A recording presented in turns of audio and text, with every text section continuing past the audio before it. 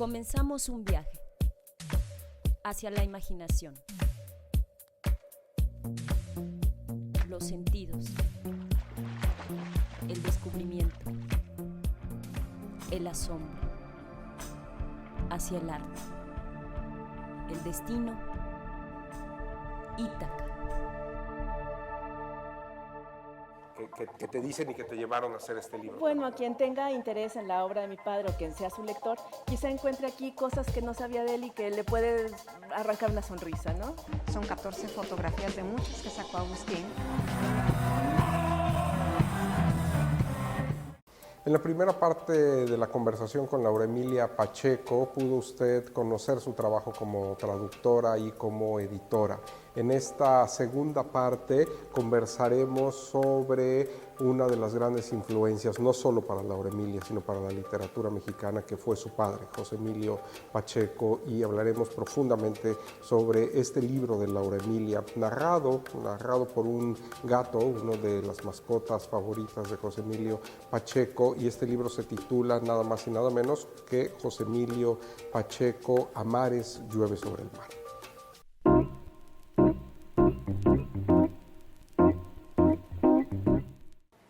Buenas tardes, bienvenidos a esta segunda parte de Ítaca, en esta conversación con Laura Emilia Pacheco. En la primera parte hablamos de esas pasiones de Laura Emilia, de la lectura, de los viajes, de esas dos maneras de ver el mundo, de lo luminoso, de lo subterráneo, de su labor como editora y como traductora. Ahora vamos a hablar de su libro más reciente, un libro que se llama A mares llueve sobre el mar, un libro que tiene dos personajes, un gato, Orson, que además es el narrador, y otro personaje que es José Emilio Pacheco. Ese libro, Laura, es un libro, pues, pero quiero decir, la experiencia de la escritura. ¿Cómo lograste hacer un libro tan entrañable, ya que ya va además por sus, no sé, segunda o tercera reimpresión, edición? Fíjate que tiene una historia un poco agridulce. Mi padre, como tú lo sabes, falleció el año pasado. Y de Editorial SM me hablaron muy tramposamente para decirme que me querían encargar un trabajo, pero no me dijeron cuál. Después de decirme que iba, todas las cosas lindas, de ofrecerme café, Ana Arenzana, que era la directora editorial de Editorial SM, me dijo que tenían esta colección de biografías de personajes. Había biografías de Sor Juana, había biografías de Cervantes, o sea, era una buena compañía, digamos. Y me dijo que quería yo que a raíz del fallecimiento de mi papá hiciera yo una biografía. Desde luego, mi primera reacción fue decir que no, porque me pareció que era una cosa que yo no podía hacer. Estaba muy reciente el fallecimiento de mi padre. Y después pensé que de alguna manera tenía yo cierta responsabilidad de hacerlo y que no podía yo evadir algo que me va a tocar tarde o temprano. Fue muy duro escribirlo, pero me ayudó que había muy poquito tiempo para hacerlo. Teníamos algo así como 2 o 3 meses. No sabía yo bien cómo abordar una especie de, pues, un acercamiento. Yo no diría que es realmente una biografía exhaustiva, no es la vida de un santo, no es, no sé, una cosa biográfica definitiva, sino es un acercamiento a un poeta para que se acerque cualquiera que lo quiera leer, un muchacho, un joven, un niño, alguien que nunca lo haya leído. Y recordé que una de mis autoras favoritas, que es Virginia Woolf, tiene un libro que a mí me gusta mucho que se llama Flush. Flush es un perrito que es el narrador. Y pensé que el gato Orso, que sí existió, ya falleció Orso, podía ayudarme a darme cierta distancia para poder contar algo de una persona que, bueno, es una persona de todos porque es un autor, pero que curiosamente pues también fue mi padre al que conocí como hija, ¿no? Claro. ¿Y eso te facilitó me facilitó controlar mucho, los sentimientos? Sí, porque me quitó la presión de ser yo la narradora. Y Orso y mi papá tenían una relación muy especial, un poco tirante, porque él, como te comentaba, fumaba mucho y las manos le olían a nicotina. Y Orso pues no lo quería, entonces lo empujaba y mi papá lo quería cargar y lo empujaba como que no se acercara, ¿no? Y entonces pues Orso y mi papá están juntos en este libro como lo estuvieron en vida, ¿no? Claro. Esa manera de narrarlo, ¿no? Naturalmente, sí, pues como dice Mónica, como dices, tú también te permitió poner esa distancia. Que era indispensable. Era sí. indispensable, pero en sí mismo eso ya es digamos, una herramienta que aquí está fantásticamente utilizada, porque te permite además integrar muchos versos, sobre todo de la obra de tu papá. Sí, me da la oportunidad además de contar cosas que no son muy conocidas de él, siempre respetando su intimidad. Mi papá siempre fue una persona muy celosa de su intimidad, no le gustaba que la gente se metiera en su vida, él nunca se metía en la vida de los demás y yo tenía que respetar eso, contar pero respetando esa intimidad. Y por ejemplo cuento cosas no muy conocidas, cómo se convirtió en escritor, por qué se convirtió en escritor, de dónde venía su familia, cuáles fueron las circunstancias que hicieron que él fuera escritor y poeta y no empresario, administrador o contador, ¿no?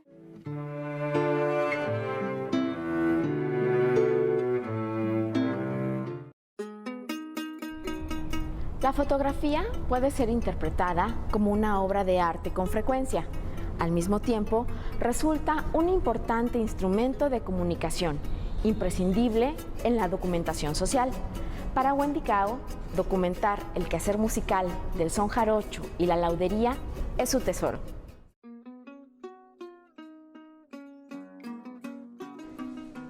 ¿Qué tal? Soy Wendy Cao Romero.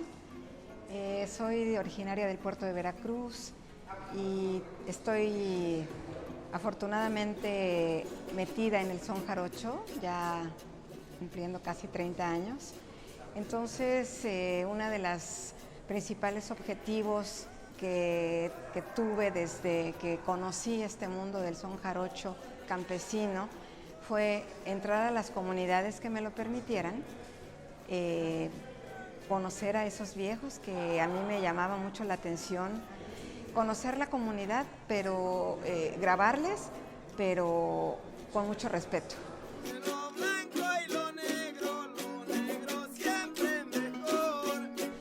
Entonces yo metí un apoyo a PACMIC, donde me aprobaron un fonograma, digamos, con estas grabaciones.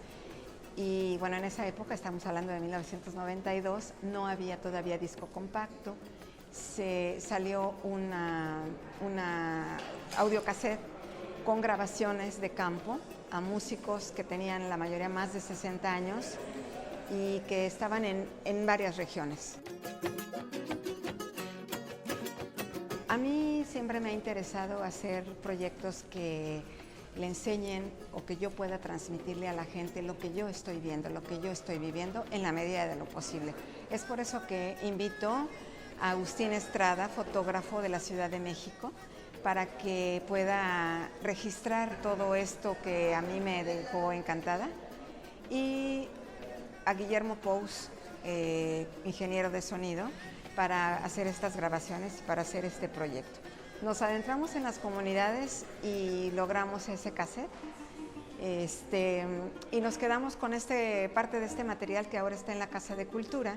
Son 14 fotografías de muchas que sacó Agustín en un formato muy lindo, con una cámara reflex, que es una cámara que se ve hacia abajo, entonces no fue intrusiva la visita a las comunidades. Y bueno, una serie de grabaciones también muy lindas a personajes que hoy ya no están con nosotros en su gran mayoría. Ofrecí esta presentación aquí en la casa, pues para hacer un reconocimiento, sobre todo para que las nuevas generaciones, que hay muchísimas en Tlacotalpan y en todo el son jarocho, puedan saber que Viejo le dio nombre a la comunidad, prestigio, estilo de tocar, manera de hacer sus instrumentos, o de versar, o simplemente de tener una familia, porque el son jarocho se da en familias. Y entonces pueden apreciar esta exposición aquí. Es una mínima muestra de lo que Agustín Estrada ha hecho, este trabajo maravilloso realmente. Bueno, pueden visitar la página de Agustín Estrada Fotógrafo, así es su página, donde pueden ver su trabajo. En el libro que estamos, la cajita de cedro que estamos editando, vienen fotografías de Rodrigo Vázquez también, es un estupendo fotógrafo, Rodrigo Vázquez, www.betovázquez.net, y de Beto Vázquez, que es un joven que es de Cozoleacaque, que también está empezando a hacer fotografía. Y pues seguramente pronto vamos a dar a conocer esta cajita que se llama Voces de Cedro, Memoria de Sotavento.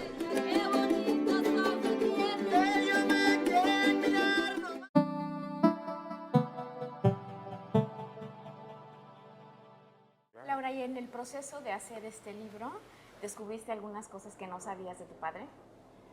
No lo sé. Sí, supongo que descubrí algo en lo que nunca había pensado, y es que él provenía de una familia de empresarios, de comerciantes y empresarios, y su destino era seguir esos pasos o seguir los pasos de su padre, que era notario.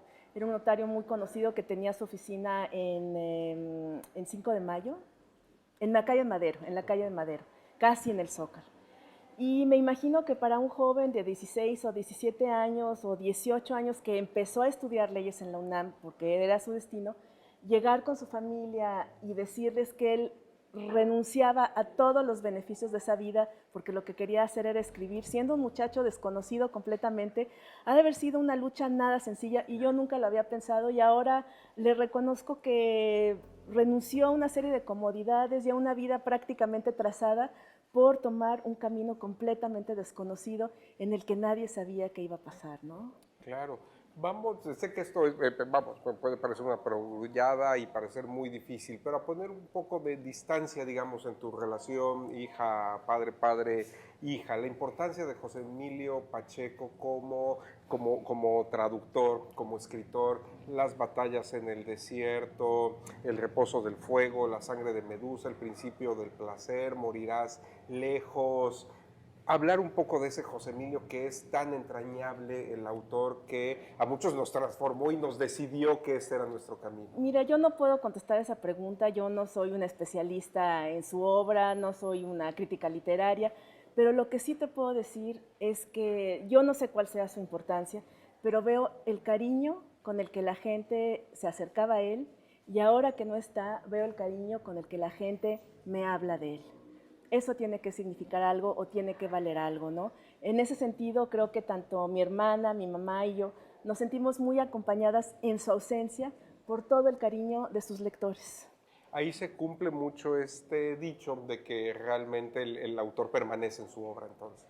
Pues eso es lo que lectores. espero, y es lo que traté de hacer aquí. El libro, bueno, tiene la narración del gato y del poeta, digamos, y después tiene una serie de fotografías personales de su infancia, de su vida, pero incluye algunos poemas porque la poesía es lo que a él más le importaba.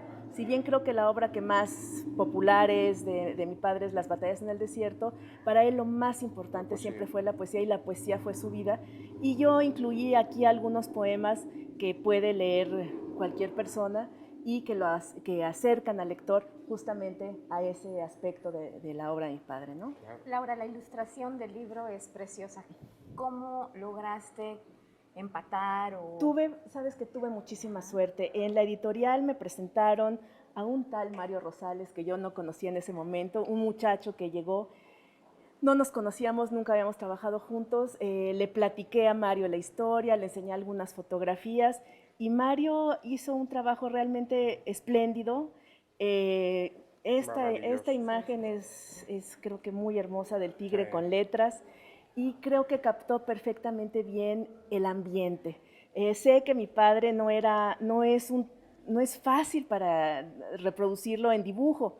Me imagino que no era nada sencillo, y aparte, como les comento, teníamos la enorme presión del tiempo. Entonces, como dice Mario, fue algo de buena estrella, porque pudo no haber salido, el texto pudo haber sido desastroso, las ilustraciones pudieron haber sido duras y como forzadas, y sin embargo creo que no es un libro forzado. ¿Hubo creo algunas yo. que te entregara él y dijeras, no, esto no está plasmando lo que yo quiero que se muestre? Cosas mínimas de retocar una cosa o quitar algún detallito, pero realmente tal como lo entregó es prácticamente como está en el libro. Sí, muy poco, pero trabajamos muy bien y tenemos una muy buena química de trabajo, de manera que me encantaría volver a trabajar con Mario Rosales. Y están muy bien acompañadas además, ¿no? Entre la narración y las imágenes Pero es eso absolutamente esférico. se debe a Mario y desde luego a los editores de Editorial SM que hicieron un trabajo espléndido y nos dieron un gran apoyo y estoy muy agradecidos con ellos. Claro, que es uno de los muchos acercamientos que puede tener la obra de José Emilio Pacheco. Sí, esta ¿no? es una Este es cosa mínima como para introducir. Un acercamiento más que aunque no seas crítica literaria ni especialista en la obra de José Emilio Pacheco, seguro que como lectora hay muchas cosas que te dicen y que te llevaron a hacer este libro. Bueno, también. a quien tenga interés en la obra de mi padre o quien sea su lector, quizá encuentre aquí cosas que no sabía de él y que le puede arrancar una sonrisa, ¿no? Y lo que me parece perfecto es que podría decirse que es para niños, pero cualquiera puede leerlo, ¿no? Es para cualquiera, realmente es para cualquiera. Exactamente. Quiero pensar que es para cualquiera. No, por supuesto que es para cualquiera.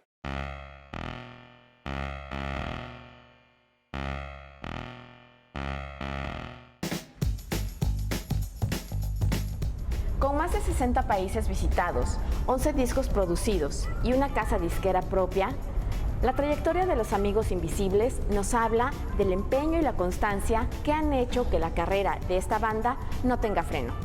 Esta es la segunda parte de la entrevista a los Amigos Invisibles.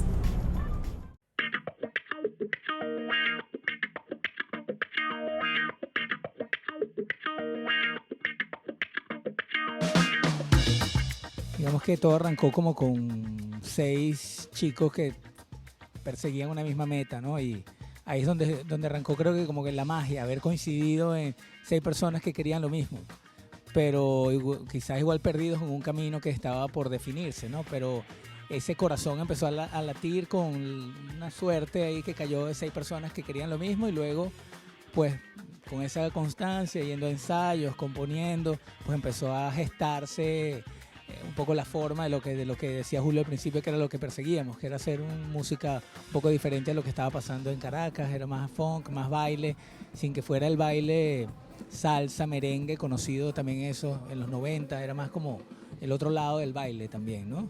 Y luego pues ocurrió lo que comentó Katire, ¿no? De haber hecho un primer disco, de haberlo colocado en una tienda, pues lo eligió esta persona. Creo que hubo mucho de...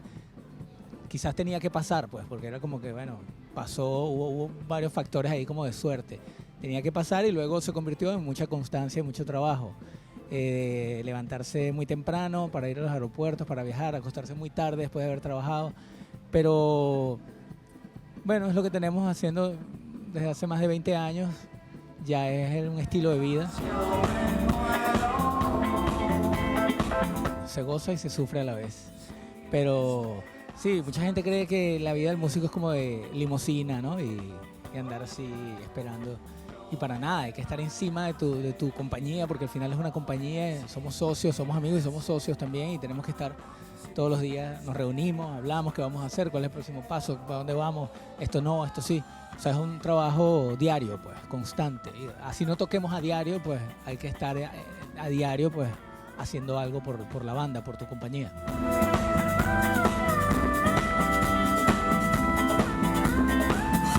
Cuando he hecho letras vienen muchas ideas de libros que escucho y cuando puedo aportar algo musical a la banda lo aporto por algo que escucho. ¿Sí? Yo soy muy melómano, escucho mucha música, estoy muy pendiente de eso. No, yo creo que lo de los proyectos individuales ayuda a que tú también puedas plasmar ideas que a lo mejor no van con la ideología de la banda, por llamarlo así de una manera seria, artística, ¿no?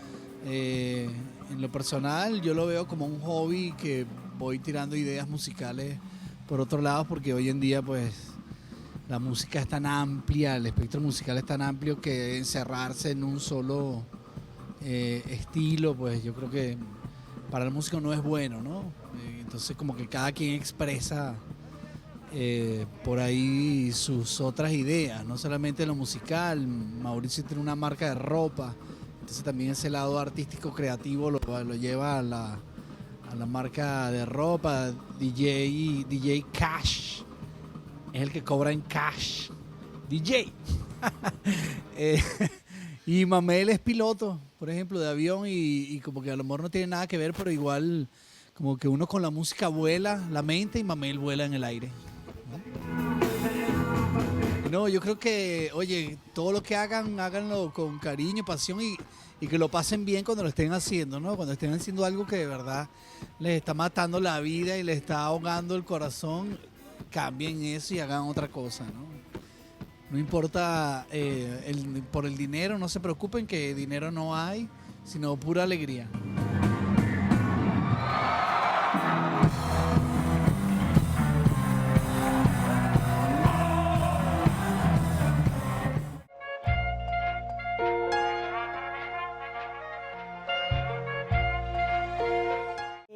Como vivimos en Inglaterra un tiempo, porque mi papá fue a dar clases ahí, luego vivimos en Canadá, luego vivimos en Estados Unidos, pues tuve que aprender el inglés muy joven.